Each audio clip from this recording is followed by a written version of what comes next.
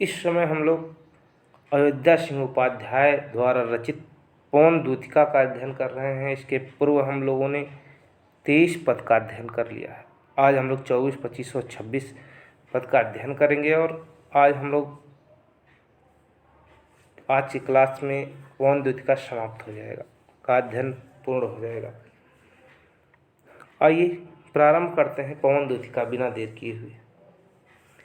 कोई पत्ता नवल तर का पीत जो हो रहा हो, तो प्यारे के दृग युगल के सामने ला उससे धीरे धीरे संभल रखना और उन्हें यूँ बताना, पीला होना प्रबल दुख से पोसता सा हमारा।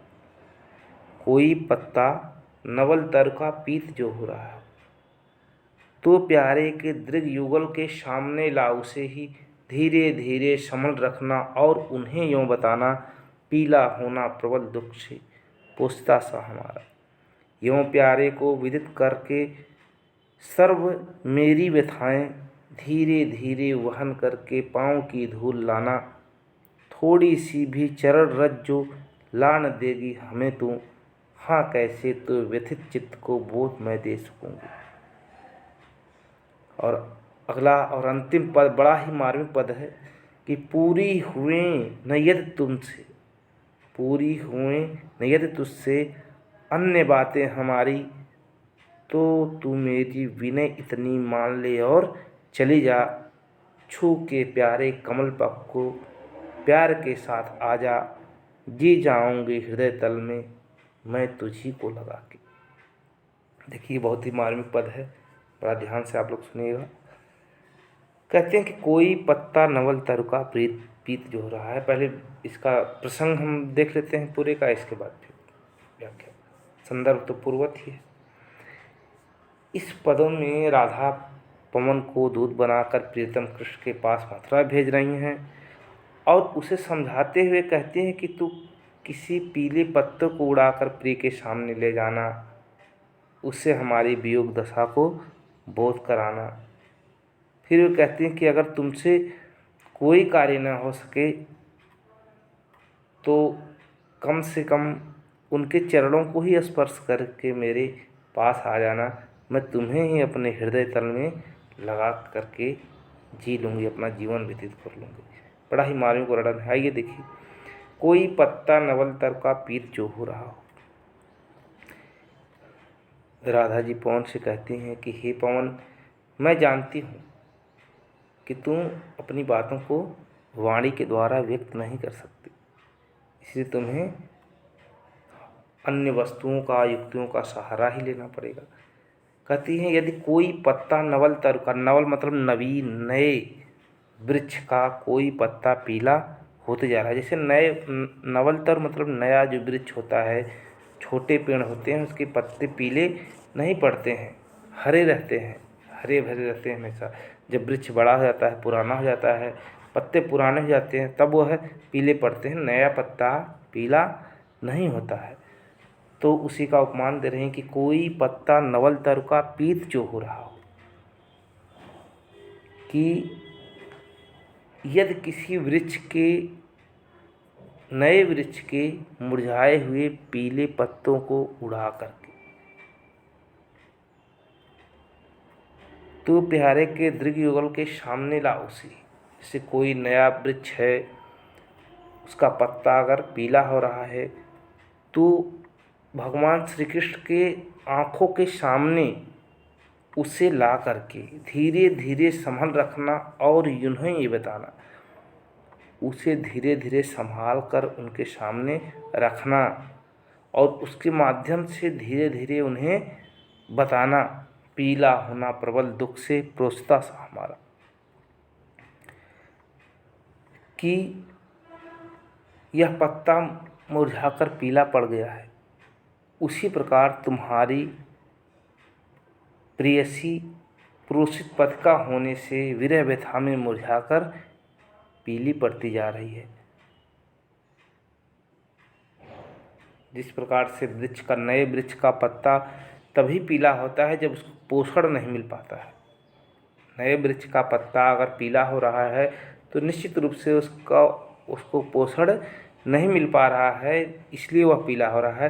तो उस नए वृक्ष के पत्तों को कृष्ण के सामने ले जाना और उसके द्वारा उन्हें व्यंजित करना, विदित करना कि आपके प्रेम के पोषण के अभाव में आपकी प्रियतम, आपकी प्रेमिका राधा जो है इसी प्रकार से दिन प्रतिदिन पीली पड़ती जा रही हैं।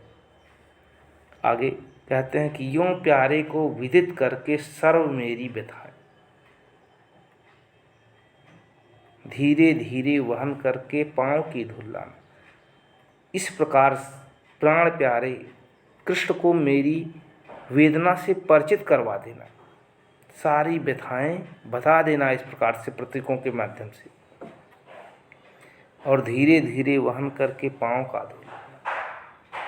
और जब वहाँ से लौटना तो लौटते समय मंद मंद गति से प्रवाहित होते हुए भगवान श्री कृष्ण के चरण रज मतलब पैरों की धूल भी लेते आना।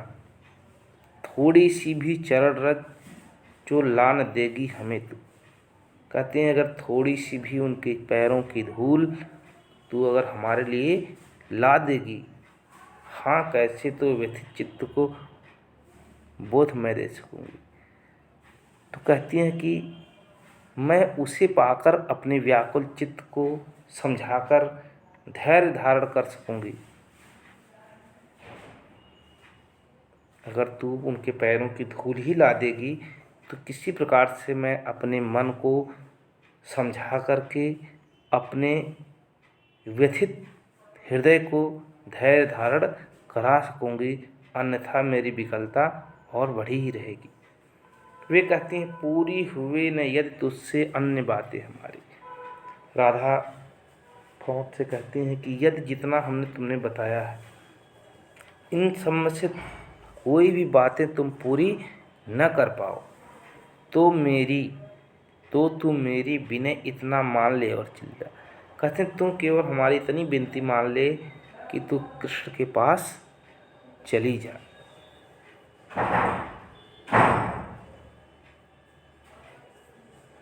छू के प्यारे कमल पक को प्यार के साथ आ जा। वे कहती हैं कि चले जा और भगवान श्री कृष्ण की कमल जैसे सुकुमार चरणों को प्यार के साथ स्पर्श करके लौट आ। जी जाऊंगी हृदय तल में मैं तुझी को लगा के। वे कहती हैं मैं तुझी को अपने अंक में भर करके, अपने हृदय में से लगा करके और इस मरणांतक विरह व्यथा से त्राण पा सकूंगी। मतलब कहते हैं कि अगर तू वहाँ केवल चली जा और भगवान श्री कृष्ण के पैरों को ही छू कर वापस चली आए प्यार के साथ, तो मैं तुझे ही अपने हृदय तल में लगा करके अपने अंक में भर करके अपना जीवन व्यतीत कर लूँगी। बड़ा ही मार्मिक वर्णन अयोध्या सिंह उपाध्याय हरिओत जी ने परिप्रवास में पवन दूतिका के माध्यम से किया है। आप लोगों को समझ भी आया होगा और इसे आप लोग पढ़ेंगे, अपने कॉपी में अवश्य लिखेंगे, 2-3 बार पढ़ेंगे। बहुत ही महत्वपूर्ण पंक्तियां हैं, बहुत इम्पॉर्टेंट है। आज के लिए बस इतना ही। थोड़ा सा काव्य सौंदर्य देख लेते हैं। इसमें राधा के अनुरोध बड़े मार्मिक हैं।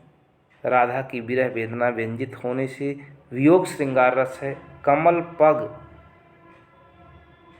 मतलब पग कमल जैसे चरण में उपमा अलंकार है। खड़ी बोली का प्रयोग मंदाक्रांता छंद है। अभिधा शब्द से धीरे धीरे में पुनरुक्ति प्रकाश है। जब एक ही शब्द 2 बार आए तो पुनरुक्ति प्रकाश होता है। इस प्रकार से यह पूरा पाठ समाप्त हुआ। धन्यवाद आप लोगों को।